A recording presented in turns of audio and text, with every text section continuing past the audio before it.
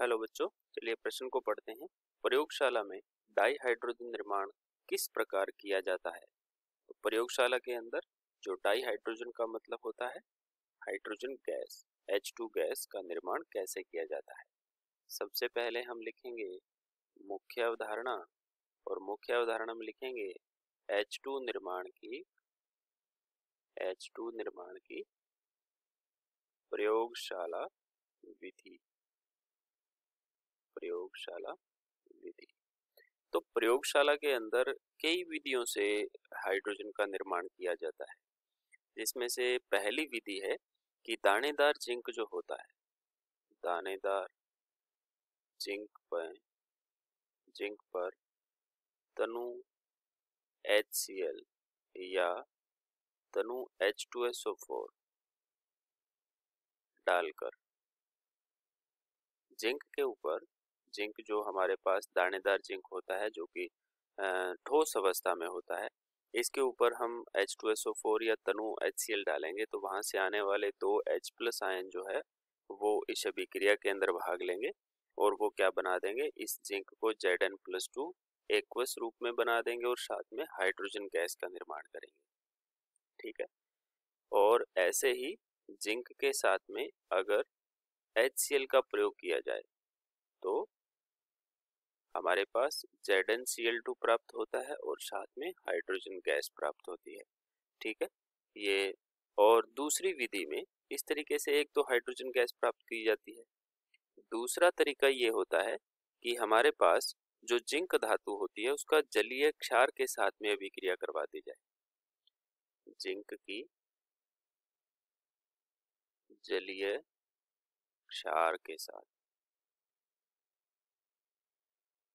अभिक्रिया अगर करवा दी जाती है तो भी हमें हाइड्रोजन प्रयोगशाला में प्राप्त हो जाती है। कैसे करवा दी जाती है? जिंक सॉलिड की क्रिया NaOH, वो भी कैसा?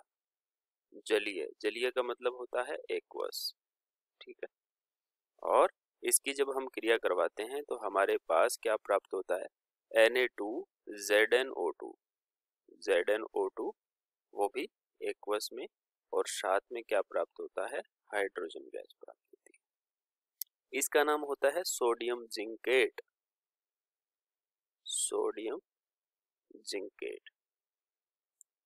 तीसरे तरीके से हम प्रयोगशाला में किस तरीके से बनाते हैं हाइड्रोजन गैस, और वो तरीका है धातुओं की क्रिया करवा देते हैं जल से। धातुओं की जल से क्रिया, और इस प्रक्रिया द्वारा भी हम हाइड्रोजन गैस प्राप्त करते हैं। किस तरीके से? हमारे पास जो सबसे ज्यादा सक्रिय धातुएं होती है कौन सी होती है? S ब्लॉक की धातुएं। S ब्लॉक की धातुओं का ठंडे जल से ही क्रिया कर लेती हैं और ठंडे जल से ही क्रिया करके वो संगत हाइड्रोक्साइड में परिवर्तित हो जाती है NaOH, और साथ में हमें हाइड्रोजन गैस देती है। ऐसे ही अगर हम दूसरी अभिक्रिया की बात करें, क्षारीय मृदा धातु का कोई तत्व जो हमारे पास सक्रिय धातु होता है, उसकी क्रिया भी अगर हम जल से करवाते हैं तो हमारे पास CaOH की होल ट्वाइस और साथ में हाइड्रोजन गैस प्राप्त होती है। ठीक है। और इसकी उपस्थिति में हम मैग्नीशियम और एल्यूमिनियम जैसी धातुओं को गर्म जल के साथ क्रिया से भी कर सकते हैं। ठीक है ना। और जो इसमें प्राप्त करने की चौथी विधि होती है वो है धातु हाइड्राइडों की जल से क्रिया द्वारा। तो इसकी हम सिर्फ अभिक्रिया लिख लेते हैं कि धातु हाइड्राइड कैसे होते हैं। ये होते हैं धातु हाइड्राइड NaH या फिर CaH2, है ना। इसकी क्रिया किसे करवाते हैं? जल से, गर्म जल से, है ना। इसकी क्रिया कैसे करवाते हैं? जल से करवाई जाती है। तो हमें क्या प्राप्त होता है? हाइड्रोक्साइड और साथ में हाइड्रोजन गैस भी प्राप्त होती है। इसमें भी कैसा होगा? CaOH की होल ट्वाइस प्राप्त हो जाएगा और साथ में हाइड्रोजन गैस भी। तो इन चार तरीकों से प्रयोगशाला के अंदर हाइड्रोजन गैस का उत्पादन किया जाता है। आशा करते हैं आपको समझ आया होगा। धन्यवाद।